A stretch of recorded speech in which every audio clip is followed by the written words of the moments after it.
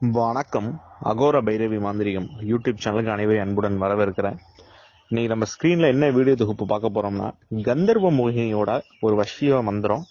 இந்த வசிய மந்திரத்தை நீங்க பயன்படுத்தி நீங்க விரும்பிய நபரை உங்களுக்கு சாதகமா ஒரு ஆட்டி வைக்க முடியும். நான் எதனால ஆட்டி வைக்க முடியும் அப்படின்னு நான் சொல்றேன்னா, அவங்கள நீங்க எப்போதுமே உங்க கட்டுப்பாட்டுக்குள்ள வச்சிருக்க முடியும். எந்த இடத்துக்கு கூப்பிட்டாலும் வருவாங்க.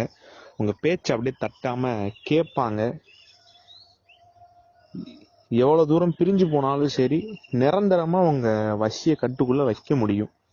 இந்த மந்திரத்தை நீங்க எப்படி பயன்படுத்தணும் அப்படின்னா, இதை முத எப்போ தொடங்கணும் அப்படின்னா, பௌர்ணமி நாளை தேர்ந்தெடுத்துக்கோங்க. பௌர்ணமி நாளில் நம்ம வீட்டு மாடி சொல்றோம் இல்லையா, மாடியில் இந்த மந்திரத்தை பண்ணலாம். அப்படி இல்லைன்னா மயானத்துல கூட இந்த மந்திரத்தை நீங்க சொல்லலாம். மயானத்துல சொன்னீங்கன்னா நல்லா பவர் நல்லா இருக்கும். அப்படி இல்லைன்னா தனியா அந்த காடுலாம் இருக்கும், காட்டுல கூட நீங்க தாராளமாக நீங்க சொல்லலாம்.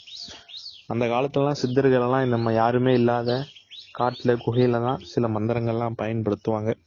எதனால அப்படின்னா, நம்ம மந்திரம் சொல்லும் போது வேகம் நல்லா இருக்கும், வைப்ரேஷன் வெகு சீக்கிரம் உங்களுக்கு கிடைக்கும். அந்த அந்த மந்திரத்தோட அலைகள் வெகு சீக்கிரம் உங்க உடம்புல இறங்கும்.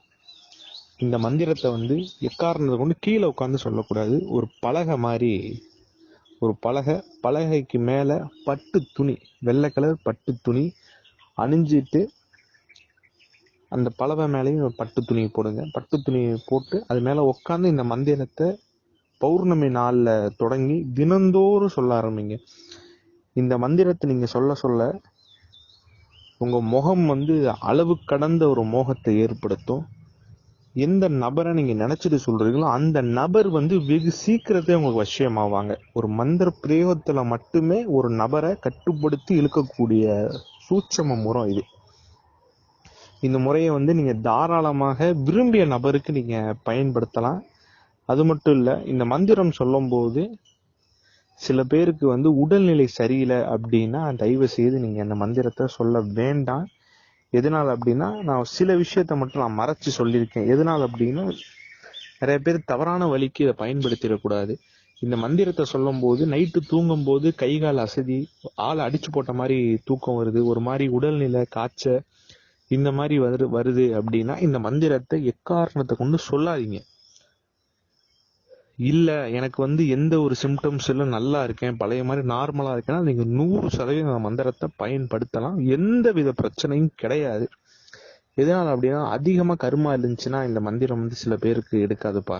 சரிங்களா? இந்த பெண் சாபம், இந்த செவ்வாய் தோஷம், இந்த ராகு கேது திசை நடக்கிறவங்க, இந்த மாதிரி இவங்கெல்லாம் இந்த மந்திரத்தை சொல்லும் போது பின்விளைவு கொடுக்கும்.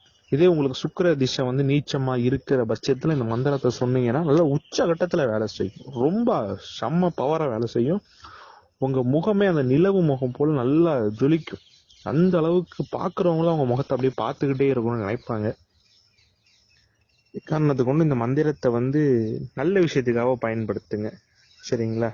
ஒரு பெண்ணை நீங்க வசியம் பண்ணணும் அப்படின்னு நினைக்கிறவங்க தாராளமாக இதை பயன்படுத்தலாம். தொழில் ஸ்தானத்துல நான் முன்னேறணும் அப்படிங்கிற பயன்படுத்தலாம்.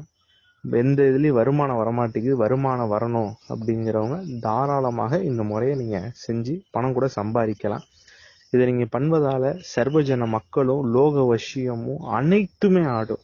சரிங்களா? ஒருத்தனுக்கு வளர்ச்சிக்கு முக வசீகரங்கிறது ரொம்ப முக்கியம். இதை நீங்க பண்ணி எப்பேற்பட்டவங்களையும் வசியமும் பண்ண முடியும். உங்களோட முன்னேற்றத்துக்கு இந்த மந்திரத்தை பயன்படுத்தலாம். சரிங்களா? இந்த மாதிரி மாந்திரிக விஷயங்கள் தெரிஞ்சுக்கலாம். நம்ம அகோர பைரவி மாந்திரிகம் யூடியூப் சேனலை சப்ஸ்கிரைப் பண்ணுங்க, 4 பேருக்கு ஷேர் பண்ணுங்க. மீண்டும் அடுத்த காணொலியில் சந்திக்கிறேன்.